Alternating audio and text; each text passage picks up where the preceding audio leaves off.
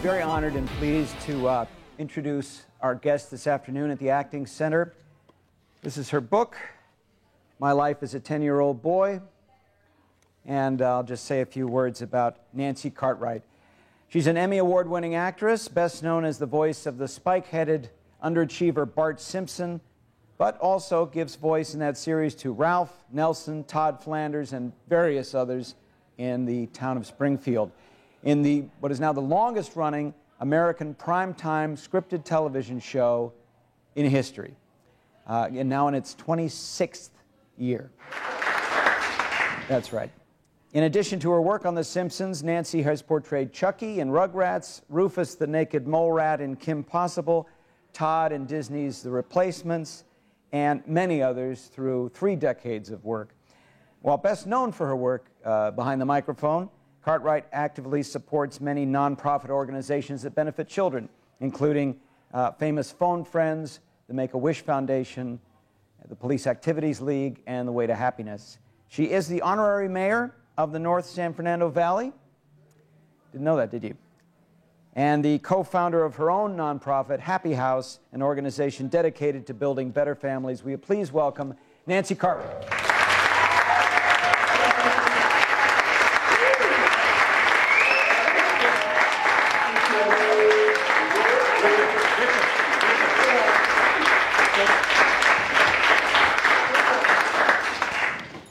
Kill. So you're one of these superstars. You have one of the top careers in show business, and yet you can walk down Hollywood Boulevard and someone can hand you a flyer for Supercuts and they don't know who you are. That's right. Yeah, it's awesome. The anonymity is really fantastic. It's kind of ideal because I raise my kids and can go anywhere and nobody knows. And I can keep that sitting on an airplane. I can keep my anonymity, or I have to kind of use a little discretion when I want to finally, expose myself, so to speak, because once I open up that door, it's very hard going back. Yeah. Let's talk about kids for a second, because I wasn't aware of this. I guess I just forgot, but there were 6 kids in your family. That's right. And where are you in that place? I was in the middle, I was sandwiched between my 2 brothers. I was number 4 of 6 kids. That doesn't sound altogether comfortable. Well, I grew up in the Midwest, south of Dayton, in Kettering, Ohio, and had a upper middle class family, and I just was very involved. My parents, both of them, were very supportive of all of us and whatever it is that we wanted to do. But we lived in, it was very white bread America and kind of isolated that way. But I, went to public school and then went to Catholic school and then decided I wanted to go back to the public school because they offered a lot more things for me. They had gymnastics, and I got in the band. I played the trumpet in the band, theater. But the one thing that I heard that they had, which interested me, was the speech team. And I was curious about that. Yeah. What was it that you think interested the young Nancy Cartwright in? Making people laugh. Yeah? Yeah, I loved it. That's really what I wanted to do. I loved the effect that it created when I would tell a joke. And sometimes I would use my body and emphasize it with emotion or something like that. When I was 10, this is the earliest I really remember it. When I was 10 years old, I was in the 4th grade. There was a competition at my school. And you could tell a story or read a poem or whatever, and I wanted to do this. And I thought that sounded like a lot of fun. So all I did was take a story it was by Rudyard Kipling, How the Camel Got His Hump. And I took it, I remember we had World Book encyclopedias, and they had the Childcraft editions that had science and nature, and they had prose and poetry readings, and this was in there. And actually my brother, he's a little younger than me, but he still has this book. And not too long ago, I remember going back to his house, and I just grabbed this book and opened it up. And I can't believe it, but I actually had taken a pencil and I edited it because it could only be 10 minutes long. So I really became my own editor, and I told the story. And it's not a funny story. It's a fable. It's like ridiculous. And it wasn't funny, but when I said, "Humph," was what the camel said, "Humph," And I had short hair, and my bangs would kind of flop, and it made the audience laugh. Sure. I was like, ooh, I like that. Must have been cute. Yeah. Cute as a button in 4th grade doing that. Big button. Yeah. And I got first place. First place. And so I went, wow, I want to do more of that. So then I got involved in children's theater and did some community theater when I got into junior high school. You toured Ohio, didn't you? Yeah, actually. And I was the youngest member of a summer youth theater company, and that is actually what it was, Summer Youth, SYTCO, the Summer Youth Theater Sitco. And I was 13 at the time, and it was written, that we did plays every summer, written by high school students, and yeah, I don't think anybody was older than 18. And my folks trusted them enough to let me go and do overnight things, and we would just pass a hat and raise the money, you know, to afford pizza and gas money. But we would go to different parks and recreation and different schools to put this show on in the summertime. They were musicals. Yeah. And I just loved it. And because I was in that, one of the guys that was overseeing it, he was a teacher at the high school. They had a program, it was the Christmas program, and they needed a little girl to do a little sketch on the side so the choir could sing the Christmas program. So he asked me if I would do it, and I'm like, okay. So then when I did that, that's how I got more involved with the Summer Youth Theater Company.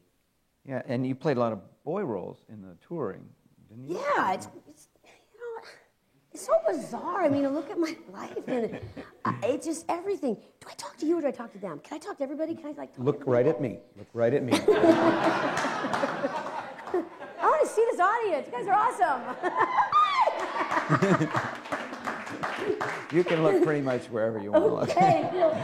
You can look over there, it would be fine. Well, let me ask you this, because it sounded like you were the kind of energetic person that you are today, where you would take advantage of any opportunity to perform. And what did you learn, do you think, from that? I mean, from live performing? Good. Well, let's move on.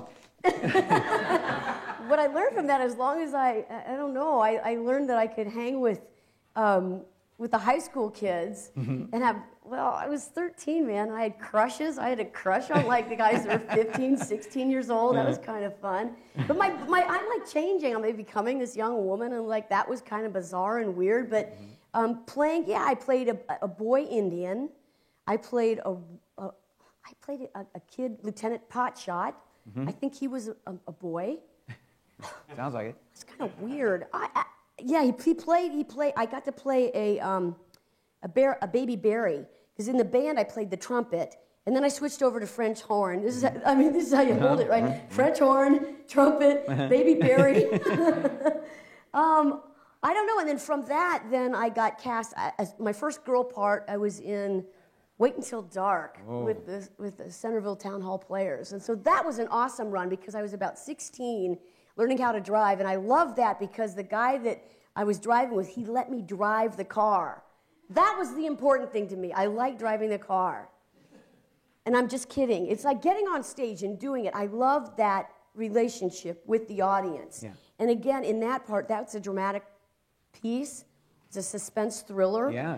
And it was made into a movie later on, I think. Alan Arkin and Audrey Hepburn? Audrey Hepburn. And I played the little gal in there. I think her name was Gloria. And you played the Audrey Hepburn role? No. There was a 12-year-old. The daughter. The daughter. Yeah. Okay. I was 16 playing like 12 or something. And it was just, again, I was a kid playing with, and a lot of guys were in their 40s, 50s, 60s. But, you know, I didn't get involved with the set building or any stuff like that. Just showed up and did my part. But it was great because it just... To me, that was sort of semi-professional. Yeah. And it was, because it was with an adult company, I just felt, you know, more, it was just, I'm more respected or whatever. I liked it. I enjoyed it. And then it just led to the junior class play and senior class play at the high school. And by this time, you're feeling like a professional, so that must have been a real edge up on the competition, just the high school kids. Yeah, I guess so, because I had done it in the community. Yeah, I just did what I loved. I think that's the thing about everything that I do. I just do what I love. I mean, if it isn't fun, what's the point, right?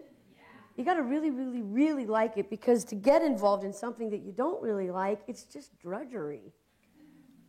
Well, I'm sure it's more complicated than that, but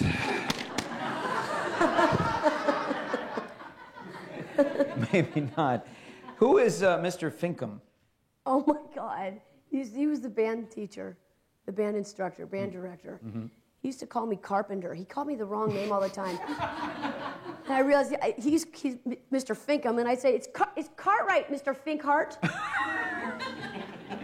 So even at that age, there was a little Bart Simpson inside me, no doubt about it. And I was just having fun. I was the squad leader in the band, which means that when you do the football games and you do all the formations at halftime and stuff, that was great fun. I'm telling you, it was so fun. But I was a little bit of a hot dog back then, and taking bets from people, not to fall down in the mud. And if you fall down, I'll pay you $5. And I would fall down.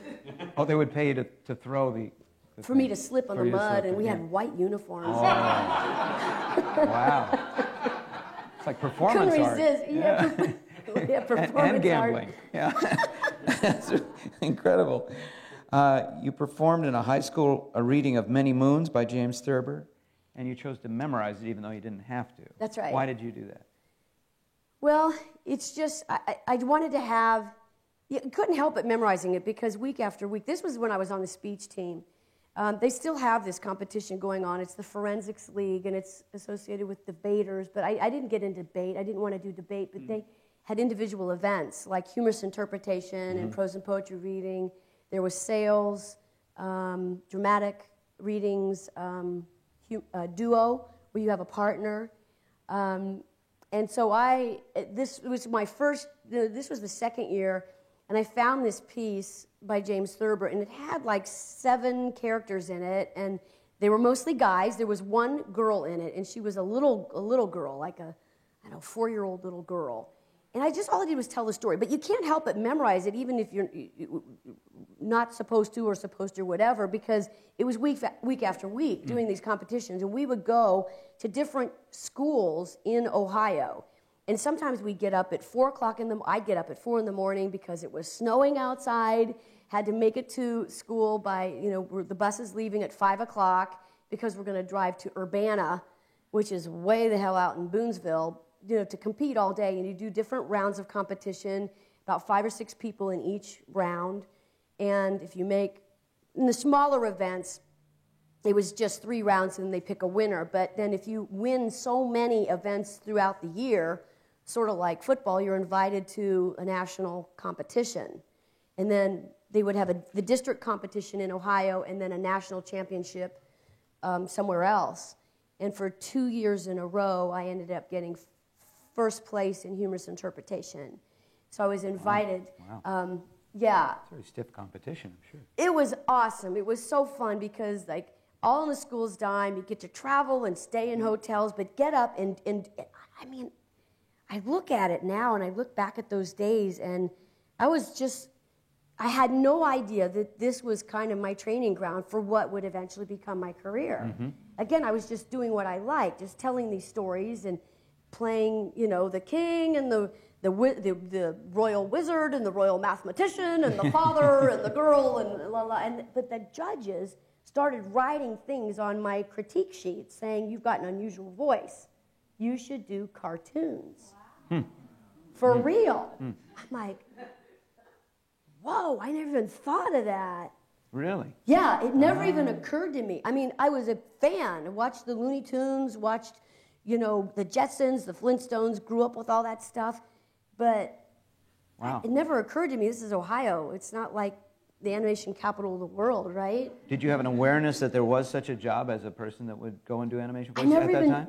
No, I never really even thought of it. But it did put a little thing, and then I started paying attention.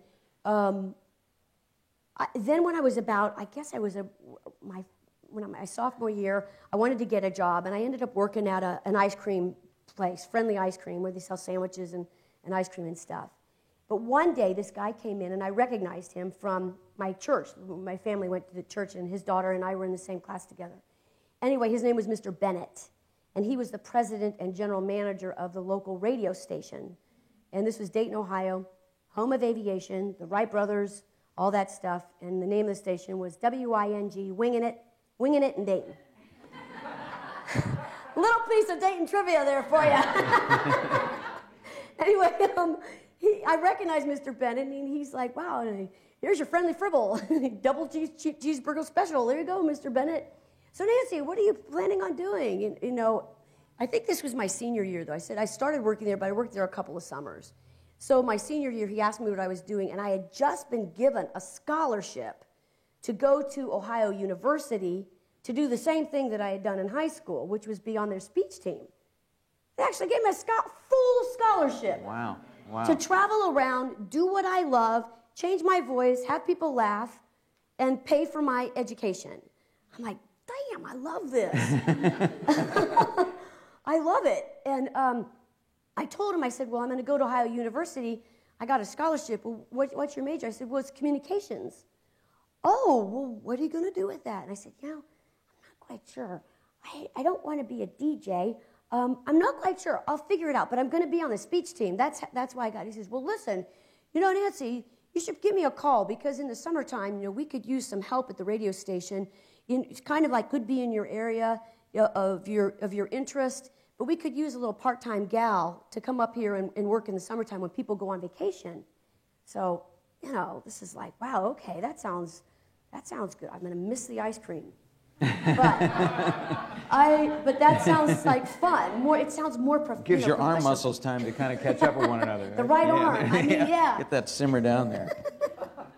So that next summer, I started working at Wing, and I filled in for everybody that went on vacation. I learned everything. I learned reception. I learned accounting. Accounting was a disaster. It was horrible. It was just like not my area, not fun. Get me out of here. But he knew that I had this voice thing, and so he's a smart guy, and he said to me, he said, how would you like to do a little thing on the air in the afternoon with the drive time DJ, you know, the weatherman, the traffic, and just like come up with a character. I'm like, okay. So I created this character, and every day, 5 o'clock, I was on with this guy named Ken Warren. This is Lily Pad? Yeah, this is Lily Pad, and created her. What did Lily Pad sound like? She was a precursor, maybe an early cousin to Bart Simpson. Kind of Bart on helium.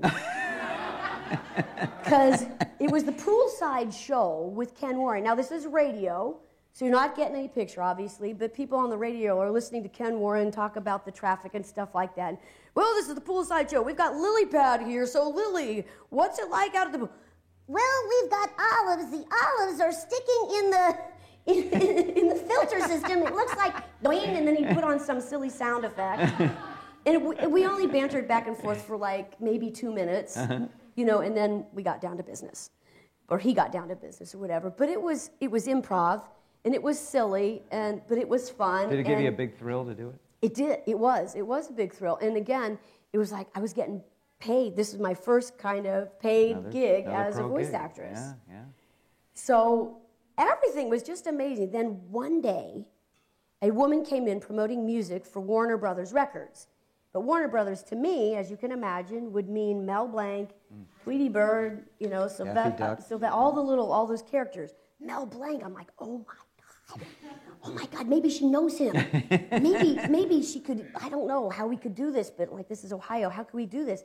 So he introduced me to this woman, Ann, and I shook her hand, and next thing you know, she's saying to me, well, put a little tape together. And, you know, animation is not my area at all. I'm in music, but maybe I could get it to somebody.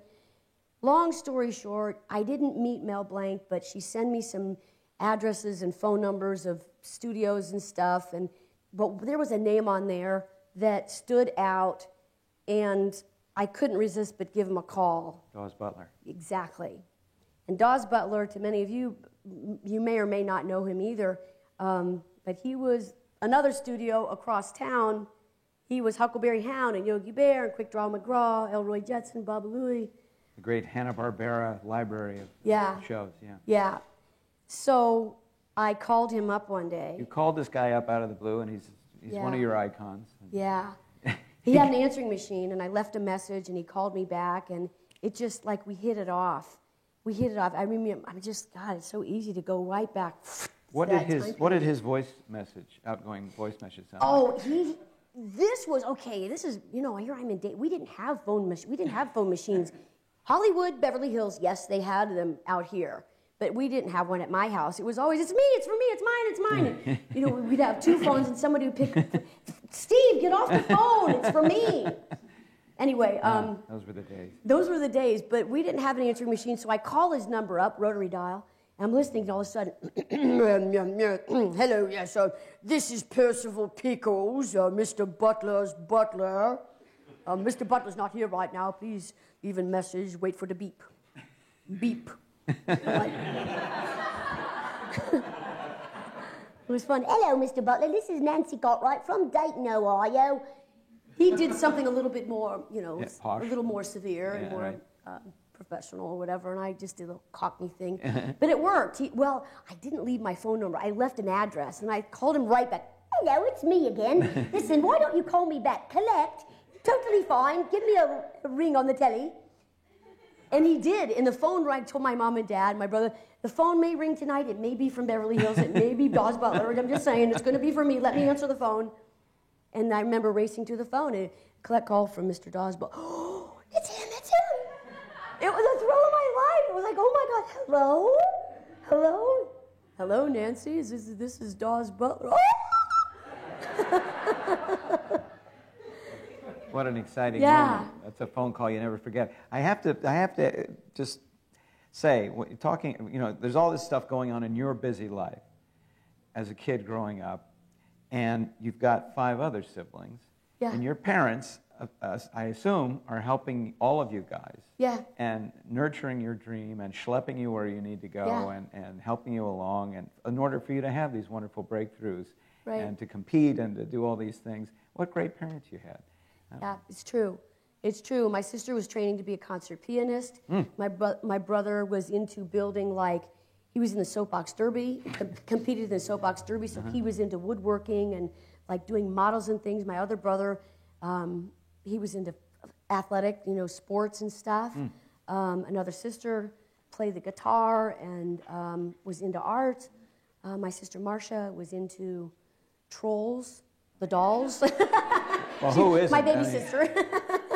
Well, it's just so important to have that team and that backup, I know. I mean, for me, I also, my mom was also very supportive of both me and my sister as artists. Yeah. And that's not true of every, kid growing up, No, I was so unfortunately. lucky. I was so lucky that way that there was no resistance and there was no stops on the line. We were also very involved with the parks and recreation and getting involved with any activities that we wanted to do.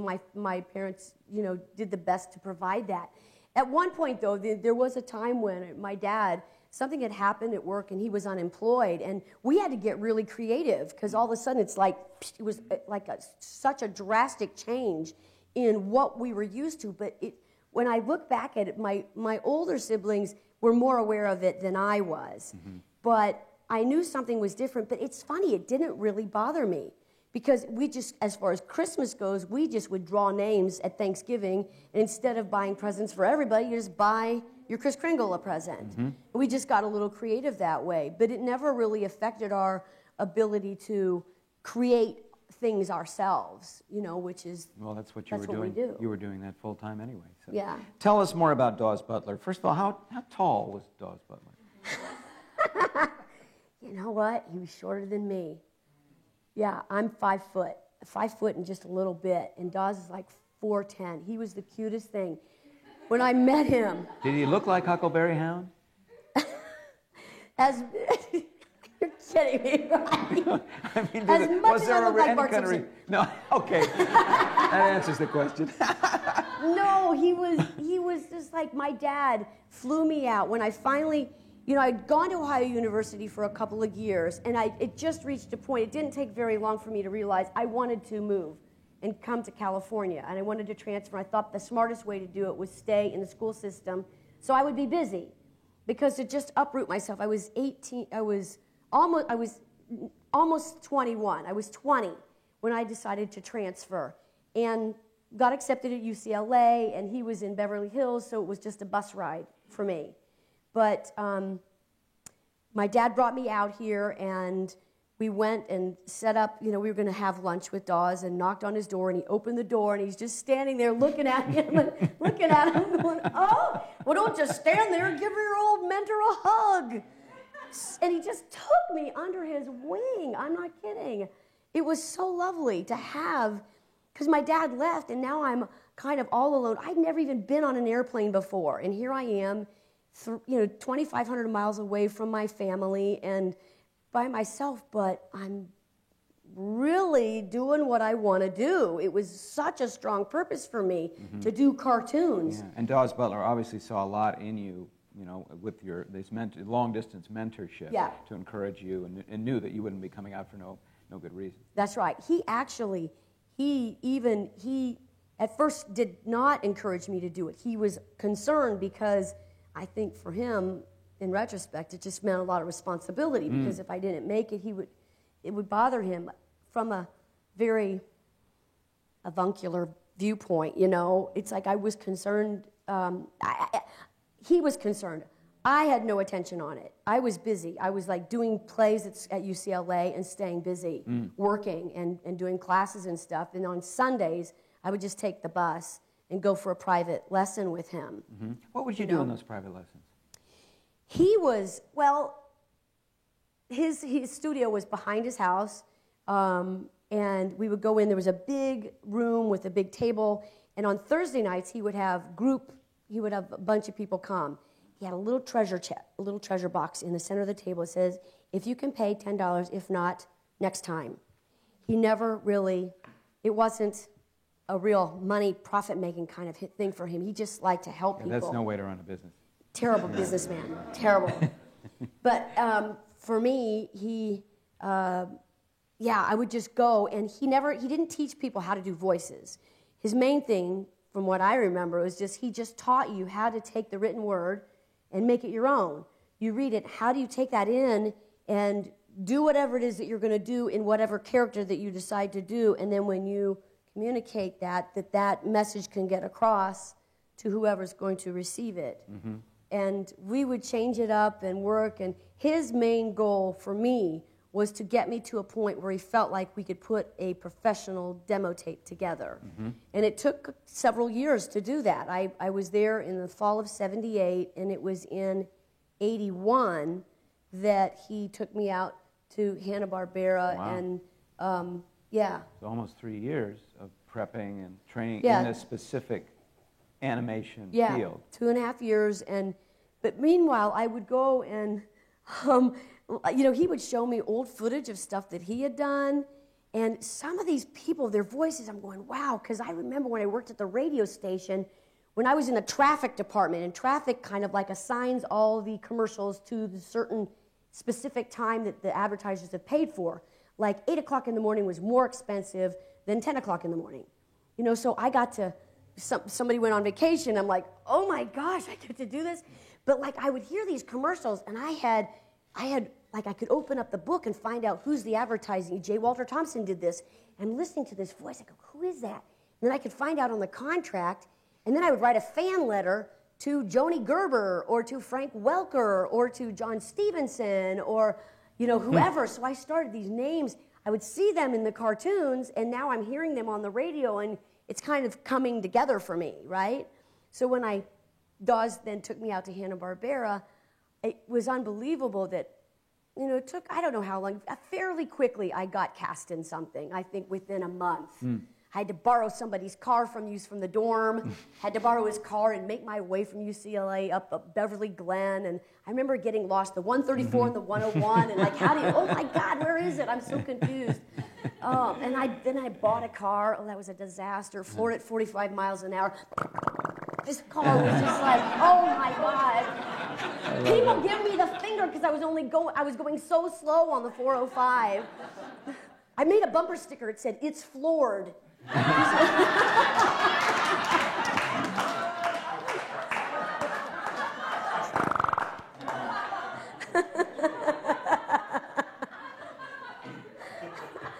That sound is a close sound to the oatmeal bubbling in the pot sound. It works. Yeah. This is my. I can turn into a cement mixer. Clears your ears, too, from all that traveling on the airplane. It's a handy hit. That's a good tip there. Talking about, great for Dawes Butler to prepare you so well so that you actually, he did what he could to get you your professional chops and your confidence up, and then that piece of marketing technology, the demo tape. Yeah. I don't know if that exists today. I guess it kind of does, but it's not handed to people or sent to people. It's just on the internet. Yeah, it's on the internet. What do you advise people today about demo tapes and stuff? I imagine you get asked all the time. I do. Yeah, I do. I do get asked. It is very different today than it was back then. I mean, it was reel to reel back then, and then it turned into the CD, and then now it is. Yeah. Honestly, when people have given me their tapes to listen to it, I can tell within probably 10 to 15 seconds if the guy has his chops up. Why do you suppose that is? It is so quick. 'Cause I also felt the same thing.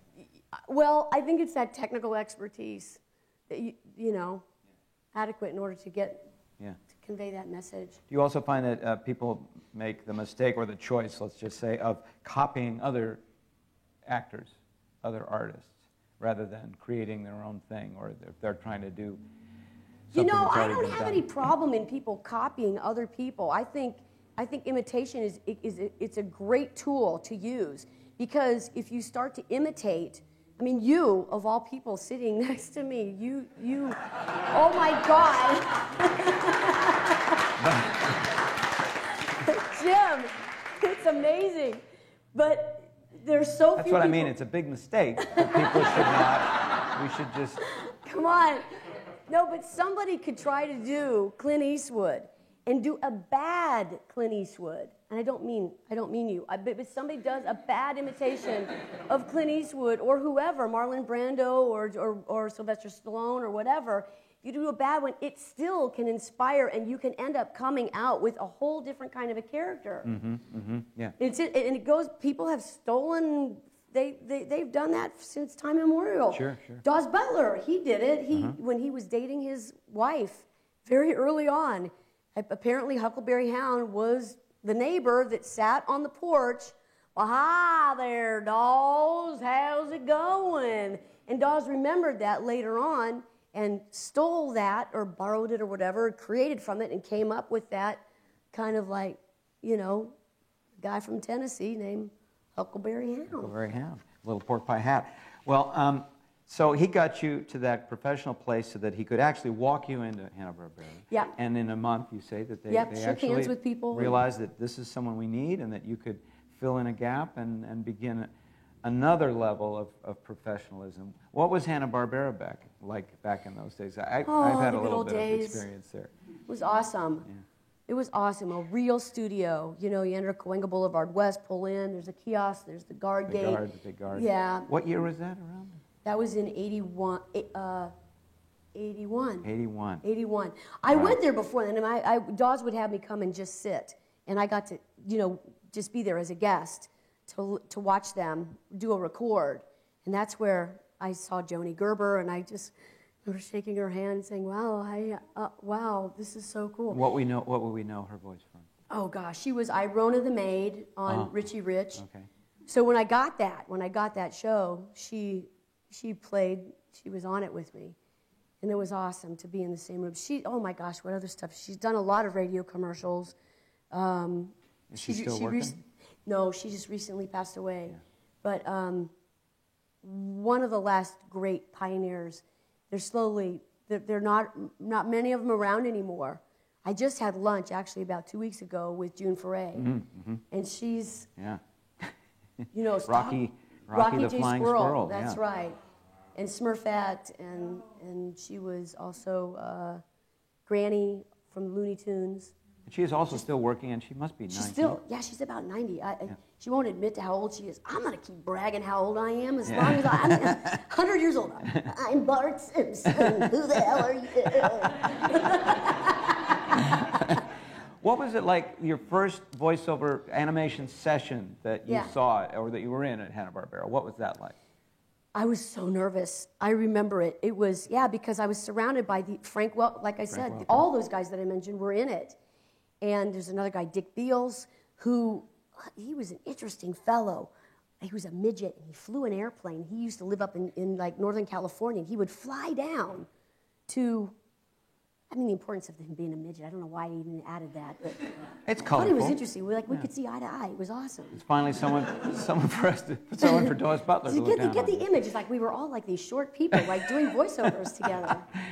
But he used to fly down. I thought he was amazing. This grown man that sounded like a child. He did. It was his natural voice. He was the Alka-Seltzer. This is, that's it. Yeah, Speedy, the Alka-Seltzer guy, way back in the 50s. Wow. Yeah, he did that, and who else was in it? Anyway, I just remember that I was the kid. I was the new kid on the block, and it's kind of it's a great feeling, and it's also kind of like a little stressful too, because I gotta prove my worth here. Yeah. But they were really, really so sweet to me, and I looked really young, and because I was only 21, but yeah. Anyway, it was fun being the new kid on the block, and the pressure. But my time came to do my part, and I just had that one part. It was Gloria, and Gloria too was sort of like, see, thank God for Lily Pad, because Gloria sounded like Bart too on Helium. Oh, Richie, we're doomed. How are we ever going to get out of this? Bart Simpson is more like this. Could you, like, if I were Bart Simpson, I'd be talking sort of in this range, but if I was Gloria, I'd be sort of taking it a little bit higher than that. And if I just took some helium, then I would be way, way high up here. See, I don't, and you can turn it down technically, or if Bart's like 40, so here's regular Bart Simpson, but if he's like an older guy, then he would sort of drop down into this range here. So it works. His voice never completely changes. He never gets deep like a man. Right, right. That's great. And you use helium, but it's invisible helium. Yes. That's a good lesson for everybody. Well, there's a shortage of helium. Do you know that? There's a shortage of helium these days. I did not know that. There is. A little piece of... I follow it on Wall Street tickers, but I didn't realize that it dipped so low. But there you go. What did you learn from Gordon Hunt? Gordon Hunt, the director. And he was at Hanna-Barbera. Yeah. Right? What did I learn from Gordon Hunt? Probably about how to get along with people. This guy's ability. He was, any insecurities, or he never made you feel like you were ever wrong. It's like he would just guide you in a way that, okay, I can do that. It was just being a really benevolent director. I liked him a lot. Great. He's a good man. He's still around. Great guy. I don't know. I don't think he's doing that anymore. But years later, he really was such a fan and would bring me back. And then casting-wise, he directed tons of the shows that I was on at Hanna-Barbera. And he continued to do it. And then things changed. I went and did some other things. He did other things. And I ran into him then years later, and he ended up being the director on another show that I did called God, the Devil, and Bob. And that was really, really fun, and great to have him back again and work with him after all those years. Yeah. So you're doing all this performing, you're getting professional, you're meeting people, you know more or less all about this industry. You know who the working professionals are, you know them by name, you know about how advertising relates with it, and television and studios and casting directors, and you're just naturally drawn to all that and to finding out about all that. What else, if anything, are you doing to promote yourself at this time, in the early At that time? Well, the demo tape was such a great tool. How many of those would you send out, for example? Oh my gosh, I remember. Dozens? It was I was just by myself. It's like a one, you by yourself. I had an apartment. I remember doing it, and I spread out, and once the demo tape was complete, and this was still reel to reel, I remember getting, how many? It was hundreds of copies of these made. And they came... Big stack. Yes, they were all laid out, stacked up. Then I had the boxes that they went in. Then I had to design the label that went on it, and I did it all myself, and I don't know, over a week or so. Put it in the envelope. Yep, stick it in there, putting the thing on there. But the whole procedure, deciding, I hired somebody, a producer, to help me with the demo tape, and went into the studio. It was so worth it. Can't do that myself, but found a lot of the copy myself just by going through magazines. And when you look at copy, just print work, you can get copy like that, or take one that was already done and do that over again. And then it would get sweetened with music and sound effects and stuff, and there's your tape. At that time, it was 2 minutes long. I think 2 to 3 minutes long. I think 2 minutes is plenty. Like I said earlier, within 10 seconds. But, a minute, minute and a half probably is fine today. Yes, and I mean, it's, again, so different today. But back then, that's how it was. It was just a one-woman show. And then, once they were all put in their little box, then it had to go in a puffy envelope and stapled shut. Uh-huh. Then the labels had to be put on. It was costly. And you didn't just do this once, I assume. This was like a kind of an ongoing thing. I would do it like how often did I do it? Years apart. Years, like maybe, I would do one and lay it out. It was good for a long time. Okay. Yeah, I don't know. I think maybe I did it once every, gee whiz, I started doing that in 80.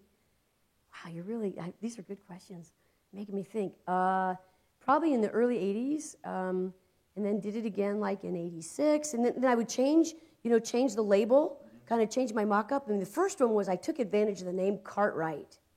And on my tape itself, because that name, before most of your time, but there was a show back in the 60s called Bonanza.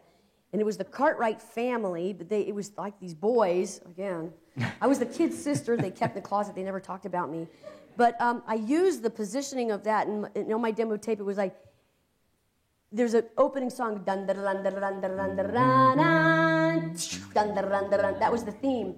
Well, I said, you've never heard a girl like Nancy Cartwright. The voices are her own, but they're yours for a loan for a very, very, very small fee. Oh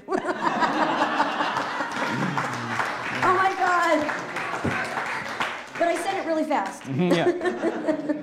That's great. Well, we really have to, there's so much in your early years, I think, that is so interesting because the students here at the Acting Center and people, it's just fascinating to see. You have this monumental, one-of-a-kind career now. Where did that all start? And it's just beautiful to hear you lay it out from, the impression I get is of a person who's just really, really is interested and talented, but also very interested in wanting to perform and get up in front of people and create. Thanks. Yeah, I think it's key. I think it's really important that interest has to be super high. I think you have to be passionate.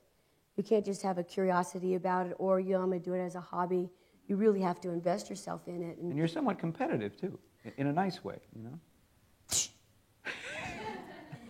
You want that thing. Yeah, and I think that started. It's interesting because going back to high school, when I would go into that competition, I'd take the chalk and write my name.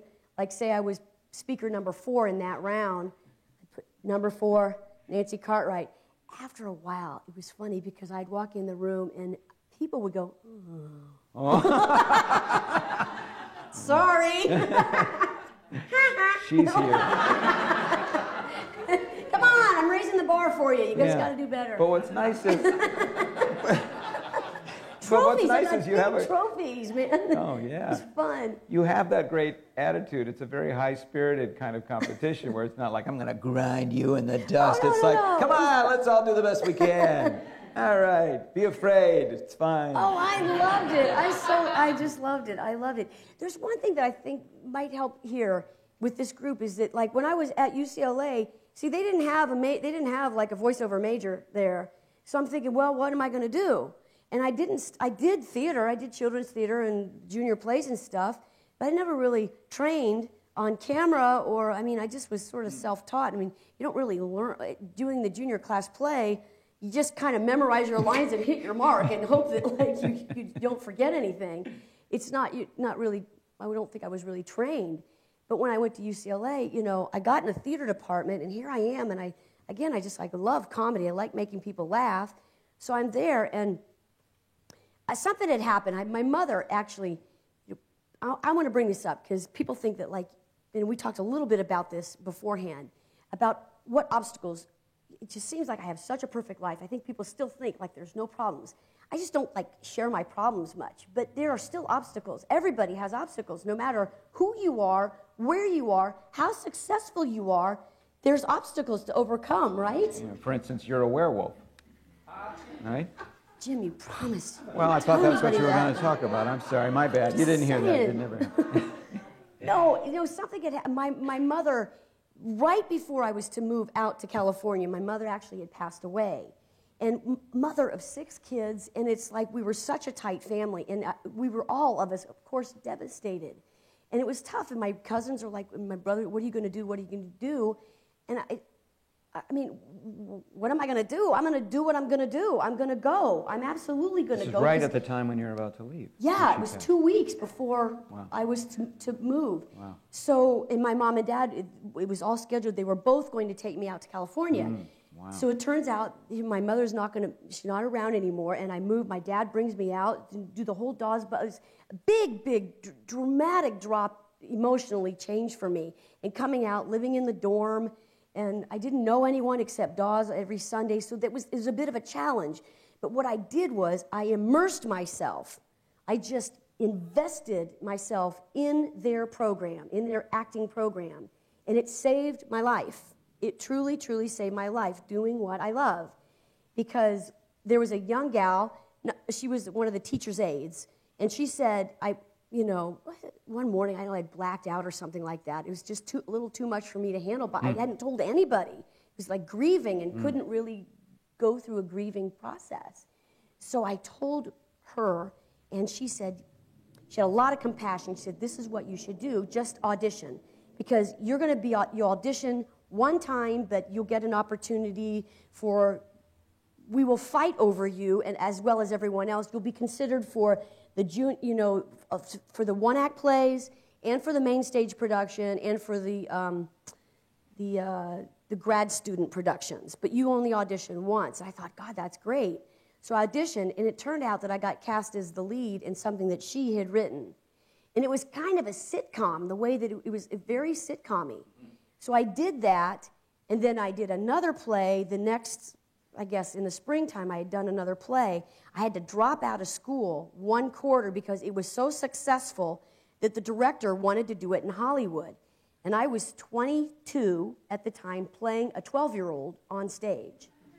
And it's with that production, we did it at the Gene Donarski Theater. I don't think it's there anymore. It's around here. It was called The Transgressor. Very controversial. It was set in, of all places, like Cincinnati, Ohio, which is right next door to me. And I was the youngest of 3 kids, of which the oldest son has gone away, and it's about him returning home at Christmas time. He has had a sex change operation, and now he's a woman. And I'm his little sister, and then there's also a brother in the middle. And it's how this family deals with this new person, and how the neighbors, and it got a lot of attention. And an agent, several agents came, and man, I got signed just like that, because I looked so young. And so playing this kid on stage, and they started sending me out for on-camera stuff, and it was the very first, it wasn't even an audition, it was just a general to meet the casting director. It was at ABC, Susie Glicksman, Tim Flack, I'll never forget it. They had me read something, and it was just this girl, and they were all laughing. Can you wait? Can you hang? Because we want you to meet some other people. Would that be all right? I'm like, yeah, that's fine. So I waited like an hour or something. Next thing, 12 people are in the room, and I'm reading for them, and they cast me on the spot. I couldn't believe it. I was doing this pilot. We did it. It was so bad, you guys. It was so bad. I've looked at it. It's horrible. It's such bad acting.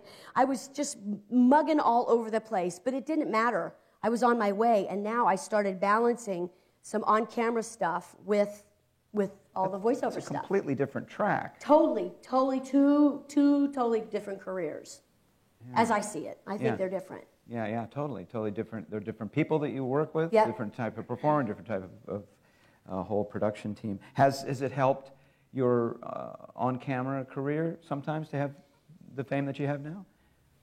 Well, you know what's interesting? Right now, it's kind of a whole new ballgame, because I haven't done on-camera stuff for a long time. I really made a decision. I raised kids, and at that time I just decided I want to focus on voiceover stuff. And my attention now is as a producer and developing animation. And I decided, you know what? I'm going to take a break from this. So now, to go out, if I were to go out, I started going out again a little bit ago, but their reaction is, they're young people that are like running the studios and casting, and they just want to have me come in because they're a fan. You know, I think but you know, I think it's kind of wild because I think they get used to maybe certain people, so I'm sort of new. I'm old, but I'm new at the same time. I don't mean old age, I mean, I've been around a long time, but to them, I'm brand new. Yeah, because they're looking at you a new way, or a new purpose. Yeah. Well, we should touch on at least this show that you're on. So it is just, I think, a few days past the anniversary of your auditioning. Well, it really wasn't an audition for The Simpsons particularly, was it? Or was it an audition? It was a meeting about Lisa, to play Lisa. Yeah, right? it was for Tracy Ullman show. Tracy Ullman film, Yeah. March 13th, 1987, I believe. I can't even believe you. Oh my gosh. Well, I read this book. I don't know if you've had an opportunity. Very nice book. Wow. There's things in it. Now, you went in and they initially wanted you to read for Lisa, and Yeah. then you looked at Bart and thought that was a better fit. Yeah, there was no doubt about it, no question. They typically at a voiceover audition, they have the artwork, the character there, and a monologue. It always helps me to see the picture because especially when I can see the jawline really helps. The teeth, if I can see their teeth. You know, if it's a kid and, you know, she's got a split. This is a little kid might sound like this. You know, I ripped that off from Mrs. Doubtfire, little actress in that, Mara Wilson. She says this little cute little voice, and she sort of sounds like that. That voice has never been cast. I've got that one in my hip pocket. That's mine. I'm do my own thing with that little character. Yeah, Chip. yeah. Call it Chip. Yeah. His tooth is chipped. Oh. But anyway, Lisa was 8 years old, middle child, compared to 10-year-old school-hating underachiever and proud of it. I mean, how many of you would rather be Bart than Lisa? Right? Absolutely. And Yeah. Matt Groening was in the room, and Matt Groening gave you the part right there. Yeah, I said, I don't want to read. I know I'm here supposed to read for Lisa, but I'd rather read for the kid. Do you mind? And he said, no, that's fine. I said, okay, good. Blah, blah, blah, blah, blah, blah, blah. And I was hired on the spot. Hired on the spot. Yeah. And then for the next 26 years. Yeah.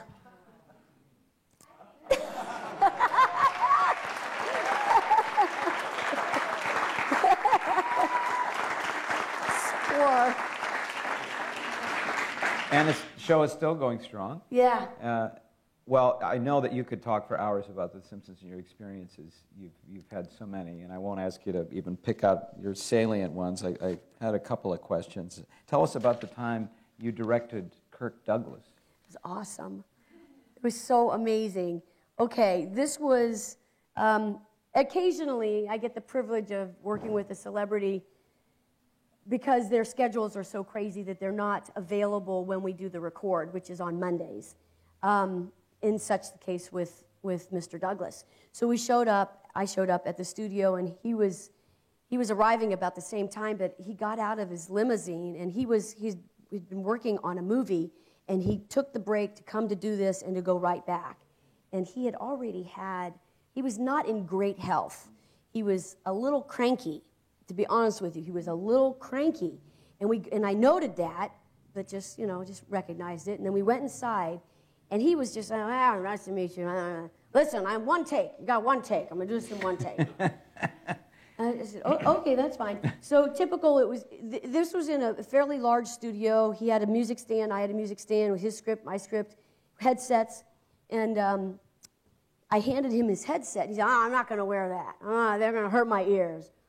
Oh, my God. I mean, That's his communication channel to the director. Yeah, okay, dude, but how are you going to know what to do? And I look over at the guy behind the window, the director. He's white. He's like, he did not know what to do. And I saw that, and I said, That is not a problem. That whenever you're ready, I think whenever you're ready, Mr. Douglas, because what do you want to do, Josh? Just like, we'll just do one take, right?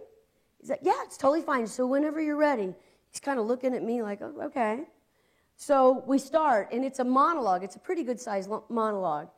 And he starts to do it, and somewhere in the middle of it, he messed up, but he didn't know it. And he said the wrong word. He said charge instead of change. Exactly. And I'm sitting there going, I got my headset on, and I'm looking, oh dear. And he's still talking. It's a long monologue, and I went, I'm so sorry.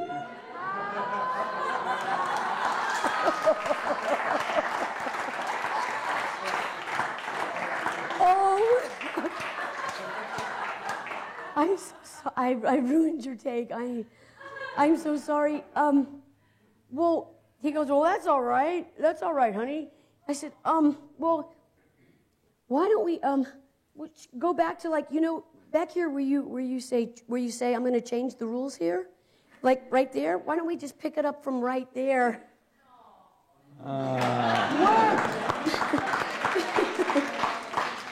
That was some practical acting. Oh my God. Yeah, you threw yourself under the bus, but that was great because then he doesn't feel like a schmuck, and then but he actually says the line right. He said it right, yeah. But look what I get. I get a cool story to tell. That's awesome. That's awesome. Well, now you've worked with Jim Brooks. James Brooks. Yeah. He's the producer of the show. And Yep, executive sort of producer. the creator too. I mean, yeah. with Matt Groening. And what's that like? What's he like? Well, Jim Brooks, for those who don't know, Jim Brooks was the creator of Mary Tyler Moore Show. He's multi-hyphenate, writer, producer, director. Amazing. Mary Tyler Moore, Rhoda. Feature films. Yeah, As Good as It Gets, Broadcast News, Just Say Anything. What else has he done? Simpsons movie. He comes fully loaded, this guy. And working with him, honestly, it's like he and Matt are still very much hands-on. They come That's amazing to me. Yeah. 26 years that he would still be so hands-on. But I think that's part of it. I mean, that's what keeps the quality. Absolutely, because this guy, Matt Groening, knew nothing from television. This guy was a comic strip artist. He wrote comic strips. He didn't know anything about animation, and Jim Brooks just was a fan of Life in Hell, the strip that Matt had created. He wanted to turn that into a little animated segment on the Tracy Ullman Show, but Matt didn't want to sell it, and he was advised not to by his attorney, I'm sure. But Matt said, I'll come up with something else. And as the story goes, in 15 minutes, he came up with this normal family called The Simpsons, set in Springfield, because it's just such a common name. It's one of the most common names for a town in the United States, and actually throughout the world. So this is the deal. But Jim Brooks brought the sitcom format to Matt Groening's genius. So the two of them could not have done it really without each other. Matt gets the credit for creating the show because he really did create it, but without Jim, it wouldn't have gone anywhere. And Sam Simon, too, was a part of that. It was the three of them that actually did that. And early on, Jim was they were all very, very much involved. And, and to their credit, they take notes, and they still meet with the writers, and they oversee it and make sure that that standard stays where it is. And I don't think it just wouldn't have, I don't think it would be as fun if it hadn't maintained that integrity, I think, that they put there. That's great. Yeah. And what's his style when he interacts with you, James Brooks? Hi, honey. Hi, sweetie. That's about it with him. That's nice. He doesn't, he doesn't direct us. He just comes to the read, and it's very different. The table reads are on Thursdays. We show up on the Fox lot, big, gigantic room, huge table, about 100 people fit in the room, but the writers and producers are at one end and the actors are at the other. We stay close together because if somebody's not there, they're on some location or out of town or whatever, they're piped in through a intercom system, and it's live. In fact, a couple seasons ago, there was an episode where Bart is out in the hallway, and he's picked up a payphone, and he's calling Skinner, Principal Skinner, inside the gym because they're having a fundraiser for the school. And Bart is pretending like he's Mrs. Wigglebottom or something. And I had to do some voice. Mrs. Bart said, this is Mrs. Wigglebottom, and I'm talking like that, sort of talking like that. I want to, please, I'd like $200 for the... And so Bart, trying to be this woman. It's a nice exercise. Quite a challenge. But it was so funny because I was out of town, and guess where I was? I was in London. It was awesome. Here I am doing Bart with a British accent. I'm calling from London, long distance, 6 o'clock there, 10 o'clock LA time. Wow. It was just too ironic. Kind of bizarre. That's great. Cool life, huh? It's a cool life. Well, before I open it up to questions, I want to just ask you another, because time has fled by here. I want to ask you about your, The Simpsons obviously is going to keep going. It'll go as long as it goes. Yeah. There's no sense in betting against it because it just keeps rolling along, and as you said, the quality is maintained and the acting is always perfect and wonderful, and it's an international phenomenon that nobody wants to see end. Now, for you, though, what other things do you have in your future? What projects are you interested in as a producer or as a voice artist or whatever? Well, right now I'm working on a couple projects. One of them is very near and dear to my heart. It's an adaptation of a one-woman show that I did years ago. In fact, it was so long ago that I've outgrown my part. That's how long ago it was. The name of it is called In Search of Fellini. And when I was studying acting, this was in the 80s, I went to Italy to try to find the late, great Federico Fellini. And I wanted to meet him, and I wanted to get the rights to do La Strada on stage. So I went off on an adventure to find Federico Fellini. And I actually knew where he was and connected up with his office. They did not encourage me to come, but they didn't. They weren't so very helpful. But I flew to Milan. My luggage went to Frankfurt, Germany. I was on my way. I didn't have my suitcase with me, but I went from Verona to Venice to Florence and ended up at Christmas time in Rome. But every day I would call him, oh, you giustissimo, I'll go tomorrow morning. And it just went on for like a week. And I would go out and meet people and tour and look at churches and museums and art and take in the culture and the food. And it was with different people all the time. And I was cute. I was in my 20s. I had long blonde hair. And we get the picture. yeah, so... Anyway, I did not meet him. I failed miserably in my mission. But I got on that airplane, and nobody knew that, so I came back and I lied. I told everybody I met him. And that, it made for a great story. And then I ended up doing a one-woman show. I don't want to give it all away because now I'm writing a screenplay version of it, and I never could have written the screenplay back then. It's evolved as I have evolved. It's changed so much, and I'm doing something that I've never done before, and it's really, really fun. So that's one thing, and then the other thing is I am creating, developing, writing an animated show. So we're in the middle of pitching it right now. We've been to several of the networks and also production companies trying to set up a partnership. It's just a wonderful show. Nobody's really done this before. It's unique, and we were talking, and yeah, I don't know. Can I give you my reel-to-reel? I'm carrying it around since 1977. Yeah. Well, that's great. Wonderful. Well, I want to thank Nancy for being with us today. It was a fantastic, very informative. Big hand for Nancy Cartwright.